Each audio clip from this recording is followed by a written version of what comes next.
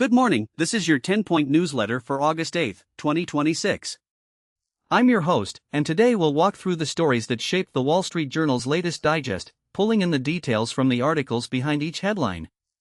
We start with the From My Desk segment, where the newsletter poses a burning question: how many new jobs does the U.S. economy actually need? This comes after Friday's anemic employment report showed the country shed jobs last month even as the unemployment rate has fallen this year. Reporter Justin Lahart digs into why slow job growth doesn't necessarily signal a troubled labor market, exploring the nuances behind the numbers and what they mean for future hiring trends. Still in the same desk piece, the newsletter notes that if you've ever struggled to book a restaurant reservation, perhaps this weekend you'll want to read about the booming industry of middlemen standing between diners and the establishments they love. These intermediaries have turned the scramble for a table into a thriving service sector, reshaping how we experience dining out. Moving on to today's headlines, the first item is the Senate's narrow confirmation of Todd Blanche as Attorney General, cementing a trusted ally of President Trump atop the Justice Department. This vote underscores the administration's effort to place loyalists in key legal positions. Next, we hear that Trump is growing increasingly frustrated with Homeland Security Secretary Markwayne Mullin following a series of off-message remarks. The tension suggests a widening rift between the president and his cabinet secretary over public messaging and policy direction. The third headline turns overseas. Iran is vowing to bar U.S. Navy warships from passing through the Strait of Hormuz as part of an agreement to reopen the waterway. This move reflects Tehran's leverage in regional shipping lanes and its response to ongoing negotiations about maritime access. In technology news, OpenAI paused some work on its coming Astra AI model over cybersecurity concerns. The halt indicates that even as the firm pushes forward with next-generation AI, security vulnerabilities are prompting a cautious reassessment of development timelines.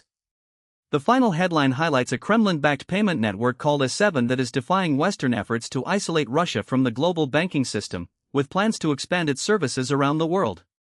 This underscores how financial infrastructures are adapting to geopolitical pressures, seeking alternative routes for cross-border transactions. We shift to From the Markets, where the newsletter observes that electric vehicle drivers got hooked on great lease deals.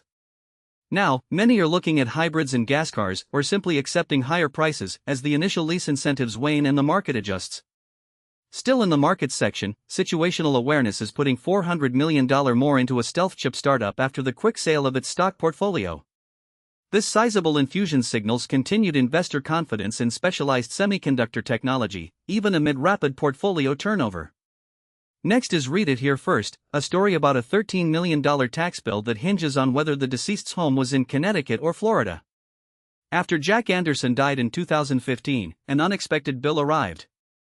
The state of Connecticut claimed his estate owed $13.2 million in estate and gift taxes, while his executor argued that Anderson's official residence was a mansion in Vero Beach, Florida. The decade-long legal battle is just now reaching a crescendo, as reported by Ashley Ebeling, and it illustrates how, for the growing ranks of wealthy Americans, the question of which state they call home has become increasingly contentious. We then turn to the piece titled Moments When AI Changes Everything Are Suddenly Happening Everywhere. The narrative begins a decade ago with a single black stone, the first glimmer of our AI future. On the 37th move of a Go game between one of the world's best players and a computer program developed by Google's DeepMind lab, the AI made an unconventional masterstroke to win the game. DeepMind co-founder Demis Hassabis said this was the first real example of AI coming up with an original, unorthodox idea in a domain studied by humans for centuries.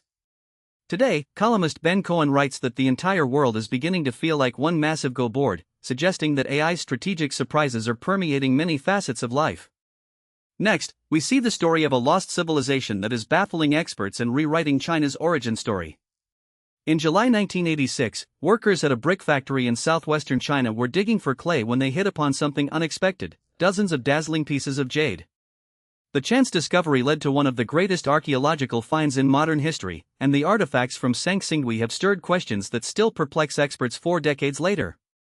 The striking features of the site's humanoid figures have prompted a wholesale rethinking of what historians thought they knew about the origins of Chinese civilization.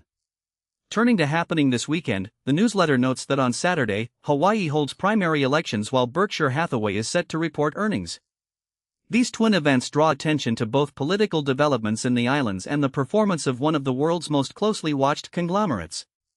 On Sunday, the PGA Tour's regular season finale unfolds in Greensboro, North Carolina, marking the last chance for golfers to qualify for the FedEx Cup playoffs.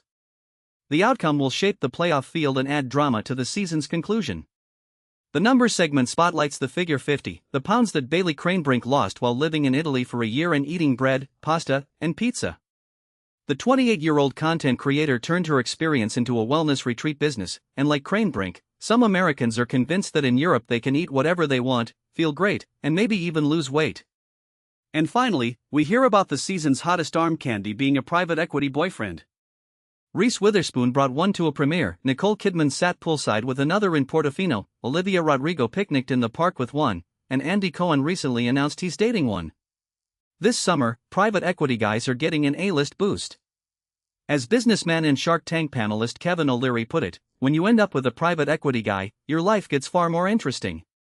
In Beyond the Newsroom, we first encounter an opinion piece. Federal Reserve Chairman Kevin Warsh, a lifelong inflation hawk, faces a daily media effort to portray him as a born-again dove. This highlights the narrative tug-of-war surrounding his monetary policy stance. Still in Beyond the Newsroom, the Wall Street Journal by-side feature notes that Quince's linen sheets are soft, breathable, and available in nearly 40 colors, offering a quick look at a consumer product that caught the editor's eye. Finally, we close with the message from Dow Jones Crisis Monitor, Middle East. It promises clarity on current events and the impact on global business, urging readers to stay informed on the forces driving geopolitical conflict, energy market volatility, and operational disruption across the region. The weekly newsletter delivers essential, actionable insights informed by expert analysis from OPIS, Dragonfly, Oxford Analytica, and Dow Jones Risk Journal, with a subscription price of just $2.50 per week. That brings us to the end of today's 10-point newsletter. Thanks for listening, stay informed, and we'll see you next time.